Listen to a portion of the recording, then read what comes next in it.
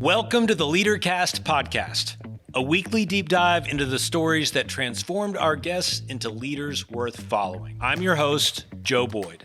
If you've been enjoying the podcast, thank you so much for being a listener. One simple thing you can do to help us out is give a review wherever you listen.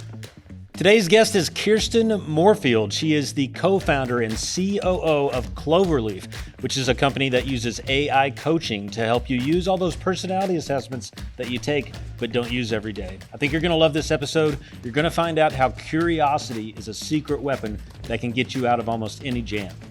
Kirsten Moorefield, welcome to the Leadercast podcast. Joe Boyd, I'm happy to be here. There you are. This is very exciting. I'm super happy to have you. We got to know each other just in the last year or two, so it's always fun when some of the folks I've had on I've known like a long time. Most people I'm getting to meet through the podcast, and you're kind of in the middle. We just got to meet a while ago, so I'll get to learn your whole story, which I'm excited about. I'm excited too. And you are the co-founder and COO of Cloverleaf. So we'll get to that towards the end, but just before we get rolling, can you let folks know what that is and what you do for your job? Yeah. Do you want me to explain the platform or just my daily focus? Go for it all. Okay. So Cloverleaf is a technology platform that partners with assessment companies. I mean, we've all taken a DISC, StrengthsFinder, Enneagram assessment before. And so what we do is we partner with those companies and we take the data behind it and we turn it into automated coaching. So I could, it would read my calendar and send me a 2-sentence tip on Joe. You're about to meet with Joe. Here's what's really going to motivate him, or here's how to solve conflict with Joe uniquely. Or you can come into the platform and you can get deeper coaching on yourself, anyone you work with. Like I could just type in, help me delegate better, or how do I give Joe feedback without causing conflict? Whatever it is that you need coaching on. So I'm very, very passionate about people understanding their unique strengths, because at work, I think there's a huge opportunity for us to be energized, make an impact, be proud of ourselves, be a part of a team that we're just so grateful can do so much more than we could on our own.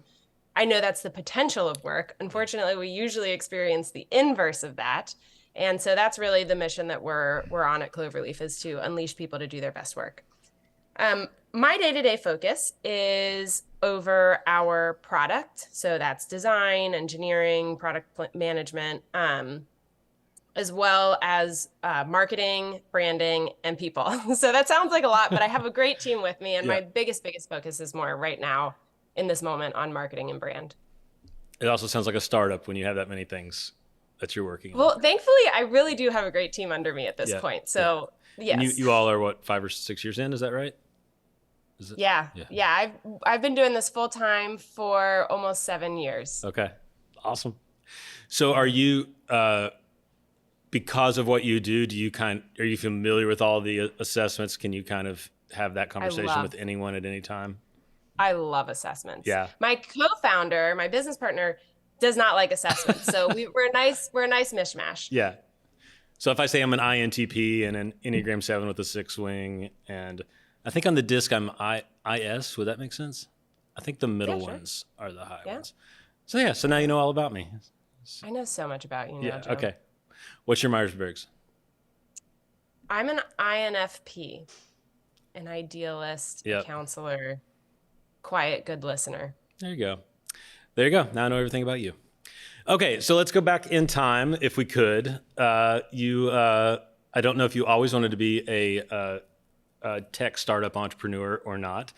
Take me back in time to little Kirsten running around doing her thing. Always curious, what kind of kid were you? What were you into? Were there any adventure stories that caught your attention, or books or anything like that? What were you into as a little girl? Well, that's such a good question. So I was very much a rule follower. I wanted to do things correctly. I am not your typical entrepreneur. I never sold anything as a kid. I was terrified of rejection, and I just thought I was supposed to get straight A's so I could go get a good job someday and make a good corporate money paycheck, Yep. And at the same time, I'm an idealist, and I care deeply about human suffering and problems in the world. And when I was in college, I thought, you know what? Actually, I think the best way to have an impact on the world is to go into business. And so I started looking for businesses that I wanted to be a part of, and I couldn't find any. And then I found out that anyone can start a business. And so that's kind of how I became an entrepreneur. Yeah. It was a very painful beginning because there is so much rejection and all of that. So I just like to share that because I don't have that typical story, but also a seed in that story of my childhood is I did always want to follow the rules and do things right and be a good girl, you know? Yeah. And so I got good grades and I was super stressed, so stressed. And like, I think high school was the most stressful part of my life. Wow. Like I pulled all-nighters. I was like trying to just like be perfect. And you're supposed to like also be involved in extracurriculars and show your leadership potential so that you can get a scholarship to college someday. And I just absorbed all of that pressure and tried to be very detail oriented, excellent in executing, like on top of all the tasks and to-do lists. And that was 100% against my wiring. Like, Yeah. I'm not good at those things. I had a Palm Pilot in high school. Do you remember a Palm Pilot? I sure do. I was so excited when I got mine. I used it for like 2 weeks. Yeah, exactly. Welcome, my Enneagram 7 friend. Yeah, I right. sucked at using it. I just recognized I needed something to organize my schedule and all of my homework tasks, you know? Yeah. And I did really well. Like I was successful. Yeah. But I was so stressed. And at my wedding, well, actually, I'll go back a little bit further. When I was about 23, I took StrengthsFinder, the first real assessment I ever took. It's Clifton Strengths. That's the correct name for it. And all of my results were in the strategic thinking section. So it was like, you like to sit alone and read. You like to argue with yourself in your head. You like to see everything from different perspectives. You like to take in information. Who knows what you'll ever do with it? You just want to absorb, you know? And I thought, wow, these are all the things I do when I'm lazy. Like, just that's the lazy side of me. And I was really embarrassed by it. I didn't want anyone at work to know it because those aren't the strengths that help you get a project done and rally a team and answer all your emails and have inbox 0. But it kind of evoked something in me where I said, I do love doing all of those things. I just don't see how that provides any value to the world. And then at my wedding, old neighbor, father of a childhood friend, came up to me and he said, Kirsten. I mean, I hadn't seen this guy in like 20 years. He goes, Kirsten, I just remember all the neighborhood kids would be running down the street, just riff-raffing together. And then like 20 feet behind, there would always be cute little Kirsten just staring up at the clouds, la, la, la, like off in your own daydream world. Yeah. And that evoked something else in me that tied back to those Clifton Strengths results where I was like, I know there's a daydreamer inside of me that has just been caged in by this school system of execute and do the tasks and do the details and all your value is in what you can show externally, you know? And it took me, I'm still, I think, on the journey of unearthing that, but 10 years in, I've discovered a whole lot more of how I can uniquely be successful and valuable. So there you go. Long answer to my child. I love it. And you were an Enneagram 7 as well, correct? Yeah.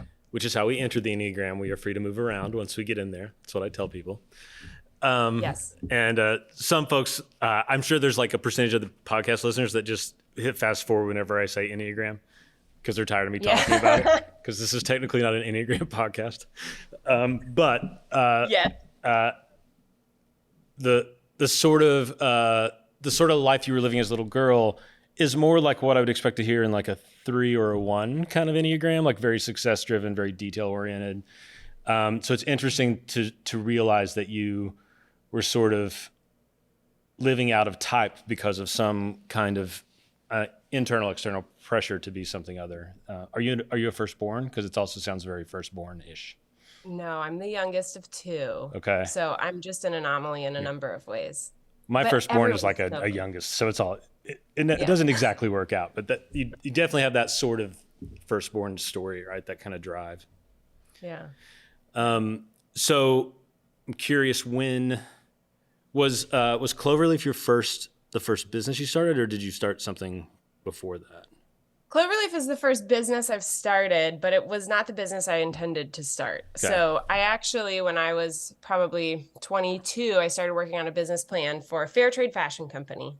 Okay. And then I got a job offer for my first real job. And I thought, well, maybe I should actually go work in a company before I try to start one.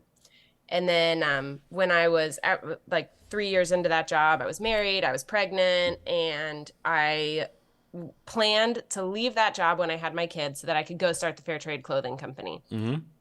And then 6 weeks after my son was born, I ran into an old coworker and he said, "Hey, how's it going?" And I said, "Great, I'm going to start a business." And he said, "Great, come with me, start my company with me. I'm doing this technology thing." And I was like, "I hate technology. No, thank you." Yeah. But he persisted, and my husband also, really encouraged me to consider it. And here we are. I'm in tech, not fashion. Do you think the Fair Trade Fashion Company is still orbiting around your dreams? 100%. Yeah. It's actually something I'm so super passionate about, is that the way that we make purchasing decisions here in developed countries really shapes the global economy.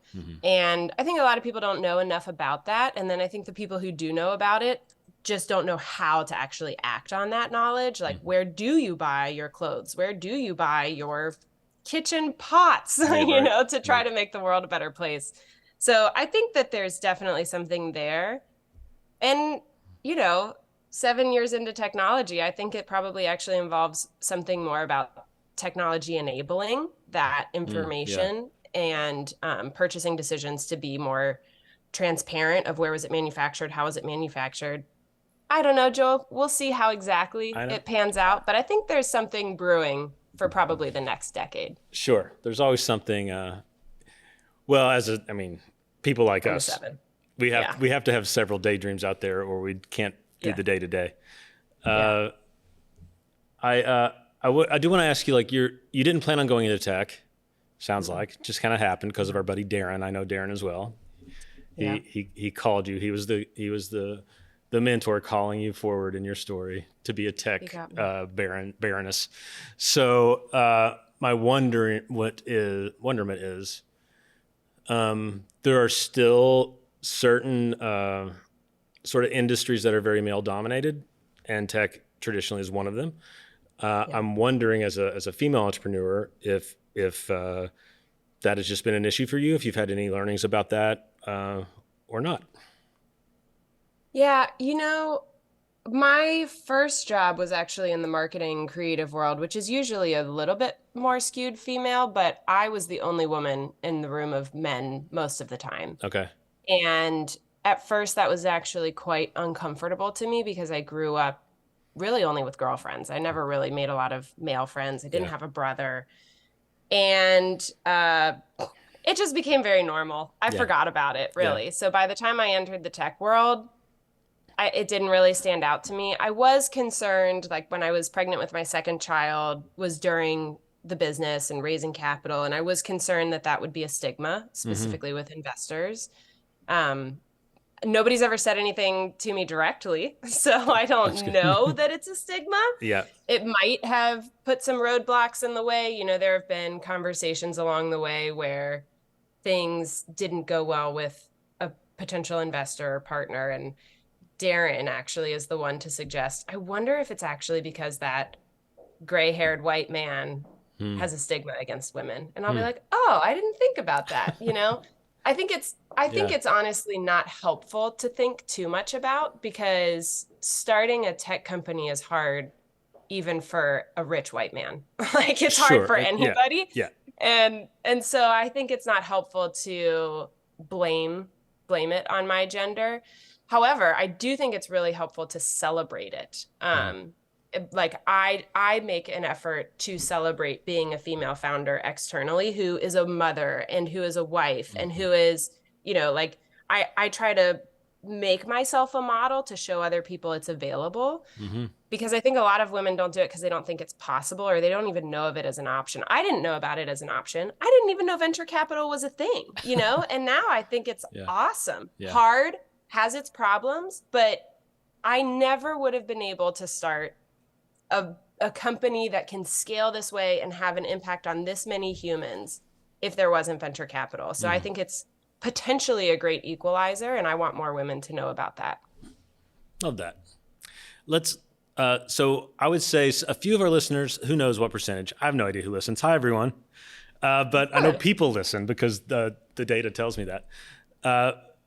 Our community it's not an entrepreneur leadership. We're so broad, Leadercast. We have leaders from all over the world in all sorts of sectors, people leading 2 or 3 folks in a family business and people leading thousands of people at huge companies.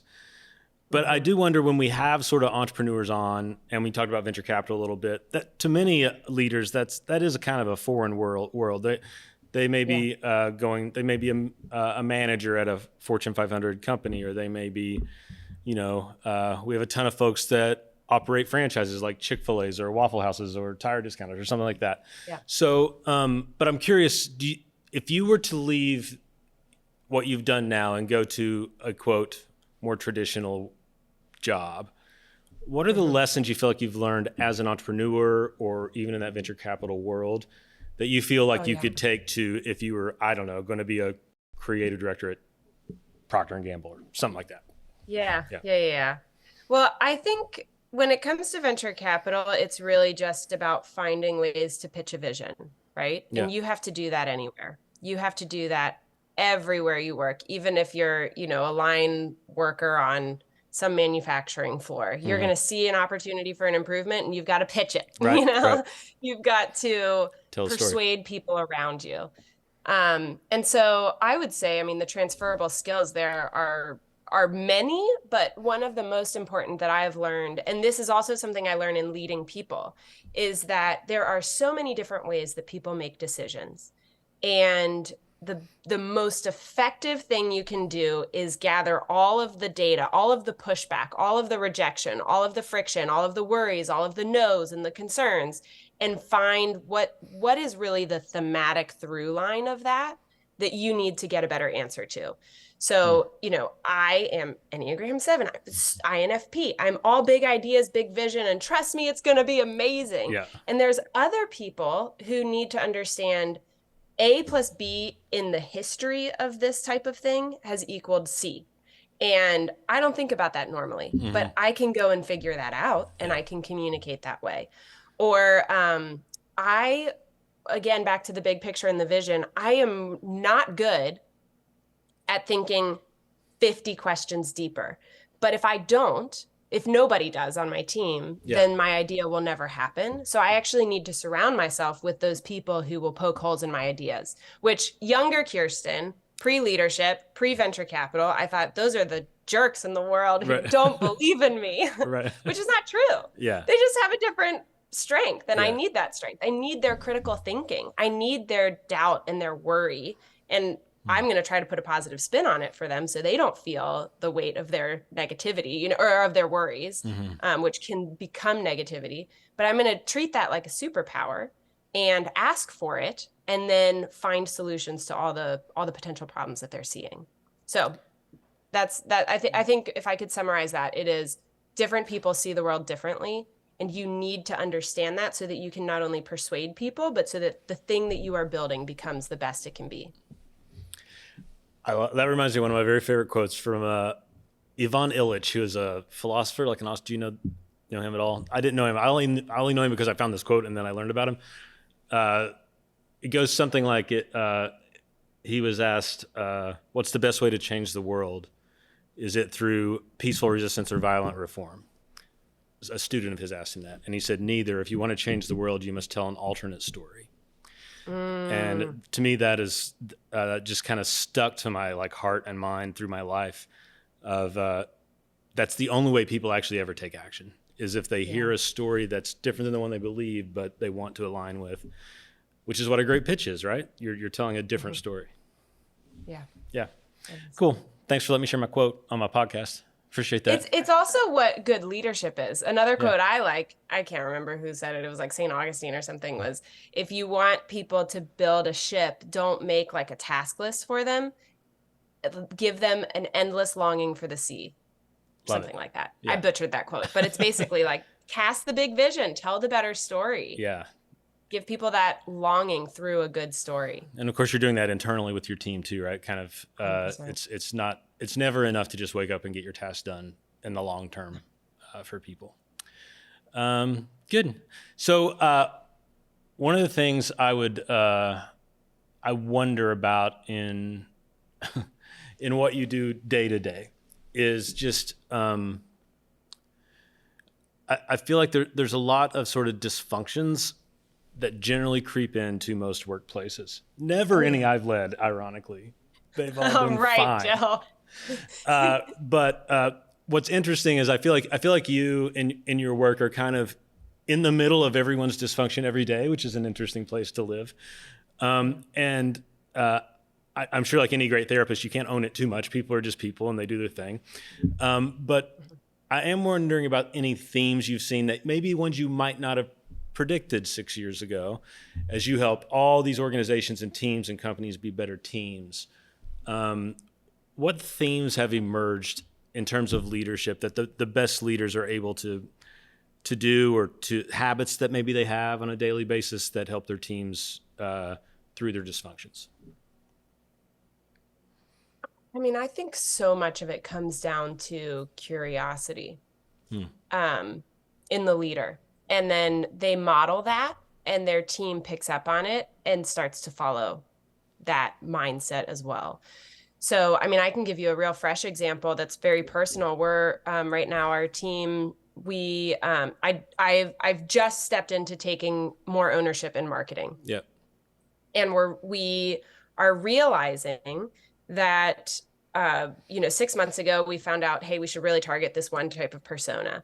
And we're realizing they're awesome. We meet them at events and they love us. What we're doing is so novel, but they are horrible to target digitally. Like they don't click on ads. They don't interact on social media. Like they are just silent on the internet. If you talk to them, they're there. Yeah. And they'll say, oh, I saw what you did here. Or I love that post. I shared it in a private message with somebody. Right. It's like, come on, just engage, Yeah. And so we've learned that. And there's also a number of sales process detail things beyond that like trickle down from there. And a couple of our leaders, our sales leader, our customer success leader, our rev ops leader, and our CEO and our head of finance, we were all on a call and everyone was just fearful. And, oh my gosh, we're investing all this money into, pay-per-click, and we're not getting click-throughs. And we have this problem in the process further down, and this and this and this. And it's interesting, even on our own team, where a company values curiosity for growth, and we're all about when hard things happen, optimistic persistence is another company value. And we talk about these values all the time. Yeah. But when shit hits the fan, people freak out, right? Yeah, sure. And so I just had to pause and be like, guys, this is curiosity for growth. It's okay. We've got time. We've got space. We're going to figure this out, right? Let's dig into the data. Let's dig into what's not working.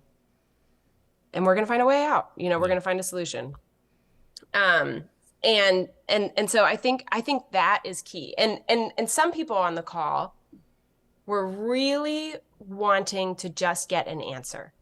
They were just some people were just trying to give a final answer. Some people were just saying, we need to hire someone in marketing who knows what they're doing because I've never done marketing before. Sure. And they want a savior to come in and make this easier, right? We need somebody who knows how to do this to come and tell us what to do. Yeah.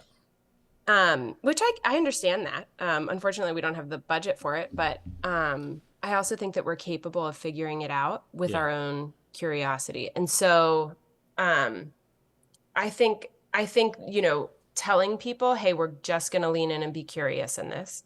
And then I think also not trying to jump to an answer, not trying to have an answer. Oh my gosh, that's so hard as a leader, but to just start asking more questions and to give more space and time. I had 2 hours of a meeting follow-up of that, of just asking questions, right? And digging into the data and not trying to drive to an answer. That's uncomfortable. That's so uncomfortable. That's uncomfortable for me, especially as the leader, but it is comforting to the team to say, oh my gosh, okay, we're being heard. Someone's digging in here. and she's telling me it's okay that we don't have an answer yet, and we're going to get to it, you know? It's especially given little girl you would not like not having answers, right?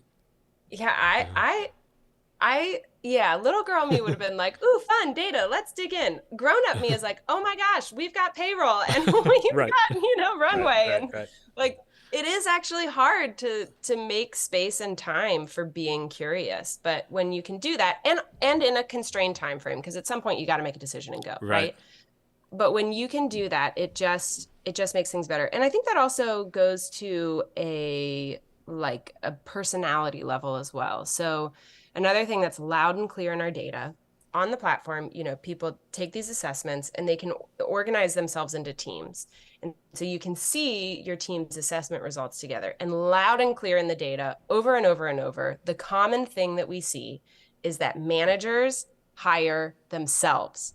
So I'm an INFP 7. Yeah. The normal trend would be you would see on my team, there's many other INFPs and 7s. For sure. For sure. And that who I'm going to promote is going to be those people.